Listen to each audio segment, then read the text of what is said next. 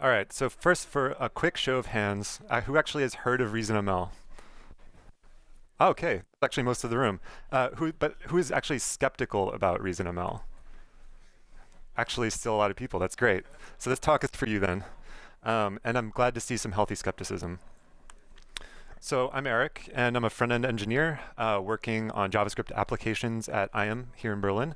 And in earlier days, I worked on social network and streaming platforms, and have had many opportunities to be skeptical about pulling in fancy new technologies or languages. But before I dive into what Reason is, I'd like to set the scene a bit for why I prepared this talk today. So I have a problem, and the problem comes from working on a large JavaScript application at EyeEm. And we use an error reporting service to track the kinds of users that real people experience in their browsers. And sadly, it works really well. So if you've used something like Sentry or Rollbar, and you might have hundreds of thousands or even millions of users, you're in for a rude surprise about what kinds of errors people experience in browsers. If they have extensions on their browsers, it can interfere with your app. The list goes on. But one kind of error in general reigns as king. And I think you might share the same problem. Yeah, so uncaught type error, cannot read property of undefined. And it's no surprise either. In fact, some data collected by Rollbar suggests that this is the #1 JavaScript error in the wild. And let's check out some research they actually compiled about this. So they processed data on a little over 1,000 projects and published the top 10 errors in JavaScript projects. And our little error is unsurprisingly #1. And you notice a little trend in this list.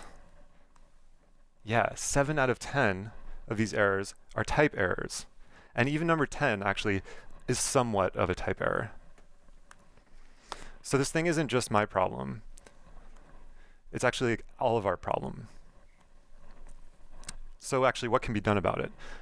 Remember the context I mentioned earlier, this relatively large application that I work on at EyeEm? It's a React app. And with that in the back of your mind, I'd like to finally circle back and explain what is ReasonML. I still haven't told you. So I'd characterize it simply like this. Reason is a way to write safer React apps that don't crash. And I'd like to say even more broadly, it's a way to write safer software that doesn't crash. This is an appealing proposition for JavaScript developers these days. Like, just look at the success of TypeScript in the last couple of years. We're looking for a way, we're hungry for a way to write resilient apps for the web. So React is part of the language and considered in its design. It has first-class JSX support. Jordan Walk, who created both React and Reason, gave a great talk about this just last month, I believe. And in fact, it was his first talk since announcing React in 2013. It's called React to the Future, and it's very worth watching. I highly recommend it. But it goes through the history of like how React evolved. So just how similar then does Reason React and JavaScript React look? So really quickly, here's a React component written in Reason. It's a very familiar syntax. There's a React component annotation at the top, which just helps our compiler understand all the type information related to any React component stuff. Synthetic events, hook signatures, everything. And labeled arguments can be passed in any order with a tilde. This is a language feature I think that Python has as well, but it's a very useful thing for developer ergonomics. And they accept default values too. It's familiar enough if you come from an ES6 kind of background. And here's the JavaScript equivalent. So it's really no joke that React is part of the language. Like in our JavaScript example, we would need a Babel plugin to transform the JSX. With Reason, JSX is just part of the language. So how many more similarities actually can we expect? Well, the answer is a lot. Just a moment.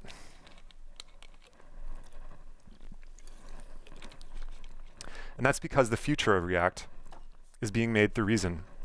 And let's walk through a little history of something that we're all familiar with now. So September 1st, 2017, reducer components are announced on the Reason React blog. And we see the terminology of effects being used in React. And things like update with side effects. In October 2018, like a little over a year later, hooks are announced at ReactConf, and then we see things like useReducer, useEffect. Seems familiar, right? The concepts are now mainstream. Class components, for example, are all but deprecated in Reason React. In JavaScript React, this is the clear definition that the core team has told people to take as well. This is Reason guiding its users to the future of writing React. But what if you're not writing React? This is a survey of about 20,000 JavaScript developers. It comes out every year. It's open for this year, by the way, if you want to submit your own opinions about developing JavaScript. But if you work on a medium-sized to large web application, it means you're probably reaching for one of these frameworks, right? But every single one of these depends on a few things, like a build system, libraries to help with state management, usually, libraries to help with immutability if you really care about performance and predictability in your application.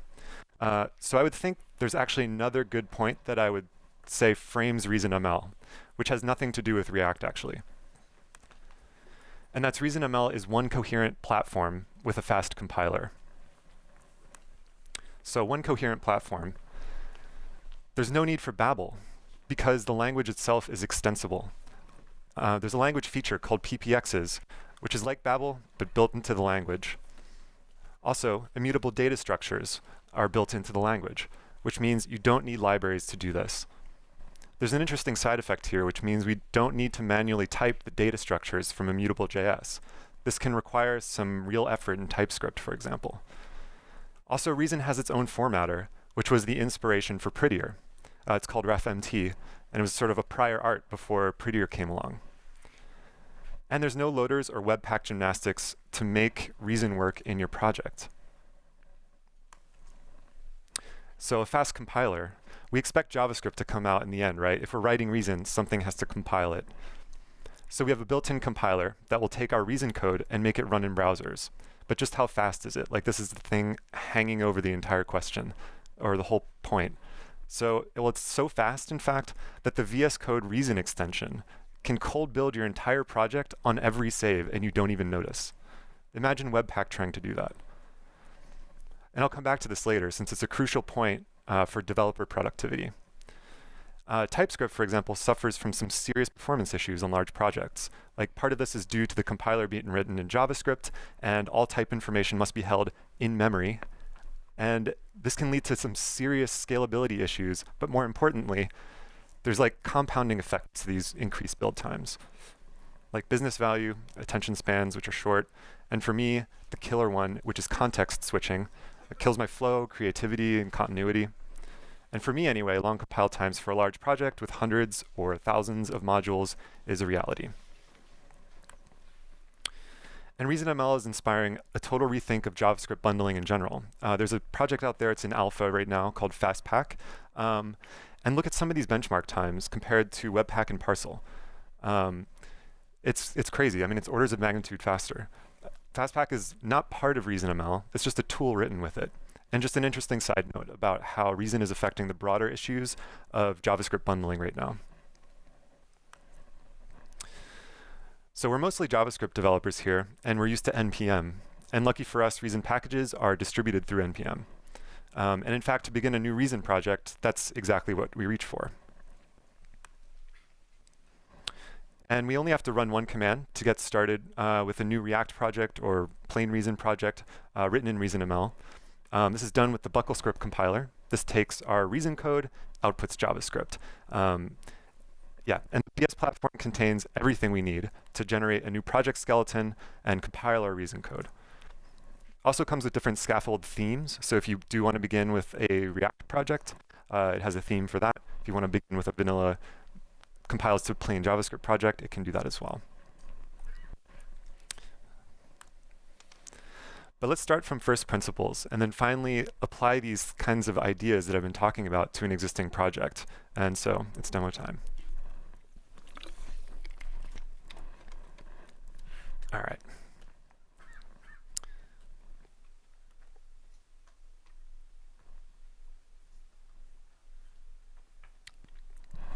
Good.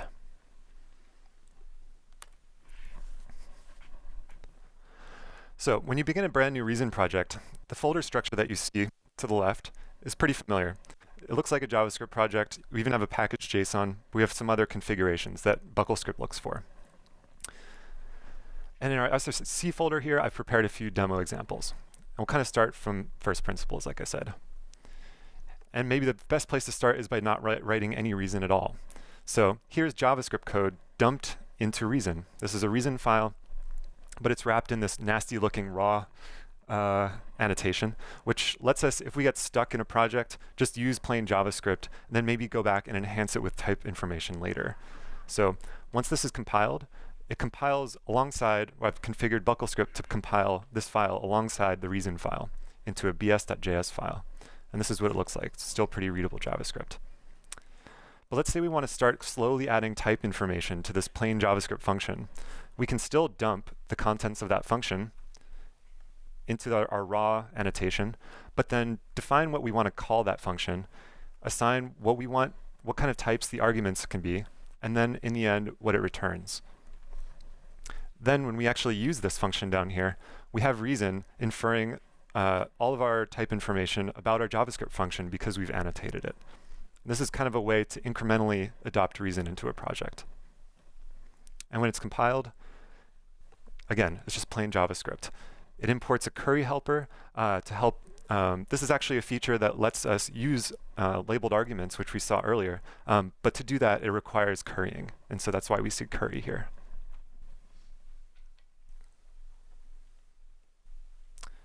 All right, but let's say we have another JavaScript file that sits on its own. This is the more realistic use case. We have an exported multiply function in a separate file. How would we use that in Reason? So with BuckleScript, we can import that module as the JavaScript module, declare that it was external, tell Reason about the type information about it, and that it's a default export. But then we can actually write Reason code based on the imported module here. And if we try to pass in an argument that does not match the type signature, something like a string, then actually the Reason compiler tells us it's the wrong type. So nothing spectacular here, but worth noting. Then moving on. Let's say we don't want to write any JavaScript anymore. We're going to start writing pure Reason. Well, here we've declared type photo, which is called a record in Reason. It looks like a JavaScript object, and if you used Flow or TypeScript, this would seem pretty familiar to you. And when we actually declare this record down here and assign it to a variable, internally, this is not represented as a JavaScript object in Reason. When it's compiled, you'll see what we end up with. Records are represented as unwrapped arrays. This might change in BuckleScript in the future, but right now this is an optimization technique that BuckleScript does to more efficiently handle immutable data structures. So instead of this being a JavaScript object, this is an array with 3 items, and Reason even annotates it so you understand what kind of data structure it is you're looking at. But you wouldn't want to use something like this in a JavaScript project.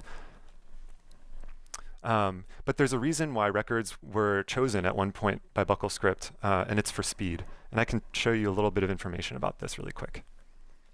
So here's an article by Javier Shivari, who kind of examines why unwrapped arrays are really useful as, are really fast for the JavaScript engines like V8 and SpiderMonkey to use. And this is a benchmark of operations per second, updating 3-element records with object assign, array slice, and these unwrapped arrays that BuckleScript uses. And the unwrapped arrays are orders of magnitude faster to update. And this was just a decision that BuckleScript decided to make to represent objects in JavaScript in a different data structure. And this is a flexible language feature, actually. So if we use something like BuckleScript, it can make optimizing decisions about how we write our code and cater to the most recent optimizations that JavaScript engines can actually do. And that's fantastic. So moving along. Oh, actually, one more thing I should note is that if we want to be able to use this record in JavaScript, we need to somehow convert it to a data structure that we actually enjoy using in JavaScript, like objects. So here we would have to annotate this to convert from an unwrapped array to something that JavaScript can consume without us worrying about which index in an array that we need to access.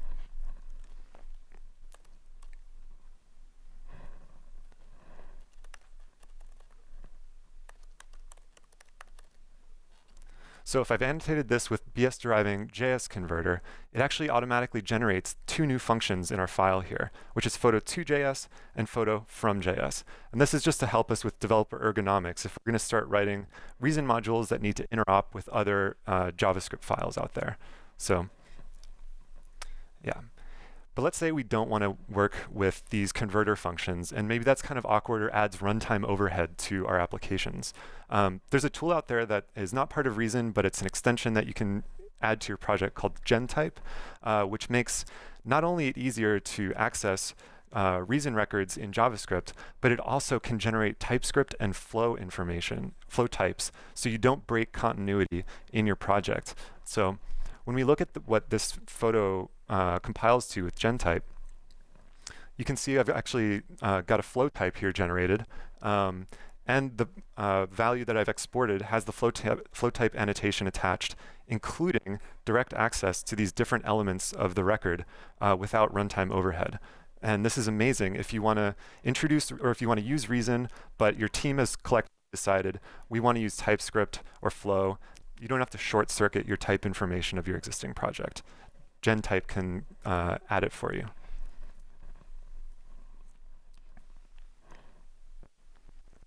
All right, so here's where actually Reason kind of shines. Sometimes we see these really nasty nested if statements, and of course you can write them in Reason, but there are more powerful tools. Like this happens a lot in JavaScript where we need to sort of derive some kind of state based on outside information. Sometimes we just have to rely on a lot of if-else statements. Here I'm trying to figure out if something is a two-legged Arctic animal. And there's a lot of if statements that kind of go into that. And when it's compiled, it looks like this. You know, it's nothing special. Wouldn't want to read it manually. But here we're directly comparing strings, which in JavaScript land, like we wouldn't notice it, but in compilers, this is a pretty slow operation. In fact, comparing strings is an O to the N problem. If we want to have a more efficient way to match over nested if statements or derive some kind of information about the thing that we're processing, it'd be much more useful to do something like this. So I'm going to put this side by side next to our nasty if-else. So here, instead of declaring animal and climate as strings, I can declare animal and climate as variants. They look like enums from Flow or TypeScript, if you're familiar with those. But in Reason, they're a lot more powerful because they can also be constructors that act a bit like functions. And they can be pattern matched against. And if you're not familiar with what pattern matching is, think of it like truth tables. So you have a set of conditions, you create a truth table, and in the end, you just want a true or false. And pattern matching is a really a very ergonomic tool. So here in this switch statement, which looks very similar to JavaScript, instead of switching over one element, you can switch over any number of elements, but then you have to also trace that element in each case. And here I'm trying to figure out if it's a two-legged Arctic animal. In fact, I actually know that all dogs are not two-legged, so I won't have to switch through Arctic and tropical. I can replace that with an underscore, and it's kind of conflated down. But then the real question here is, what does this compile to at the end? Is it going to look anything like what we saw in the compiled JS code for the example on the right? No. The compiler has figured out everything about what we wanted to do based on our types and pattern matching. We end up with one value here. There's no runtime overhead. It's bonkers. It's bananas. Okay, so let's say we want to apply that kind of principle, like this pattern matching, to something in React. It would look something like this. So here's a reducer component, and it looks very much like JavaScript.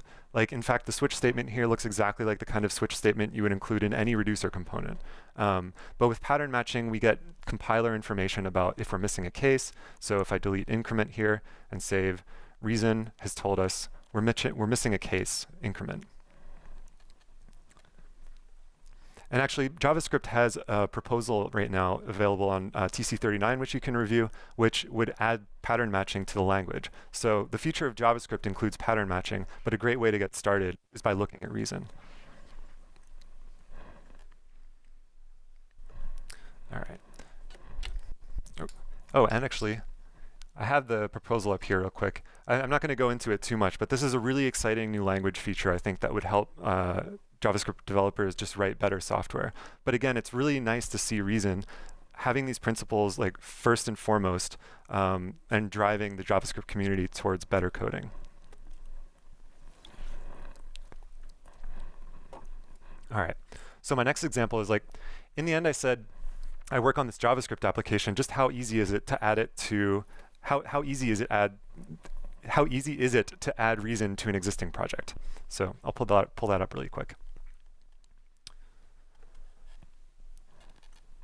All right, so just to give an overview of what we're going to look at, this is like a real slice of something that I work on. The photos are mine and they're terrible, so please do not judge. It was taken with a plastic camera a long time ago.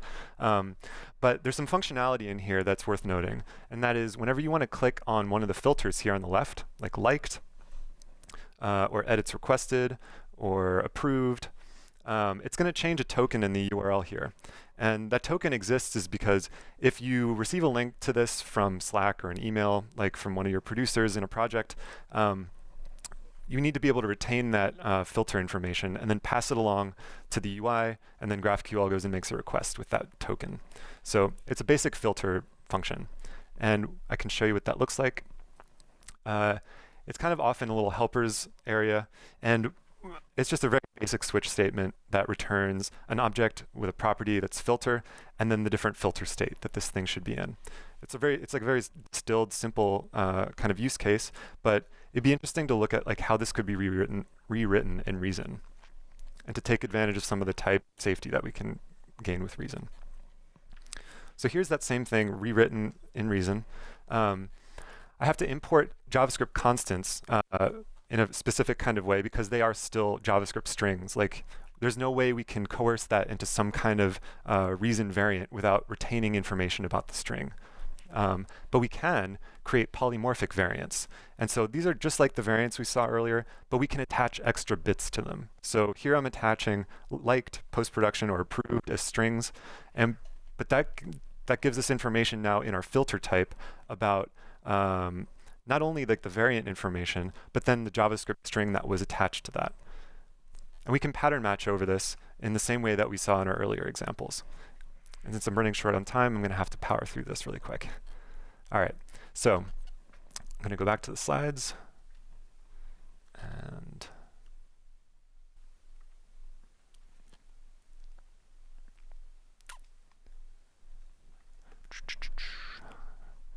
all right. So quick to review, there's a pretty clear gradual adoption path for ReasonML. Tools like GenType give us crazy amounts of power to generate or to leverage existing types from TypeScript or Flow, and also generate new ones. And it helps us not break our continuity in our existing projects, and that's crazy.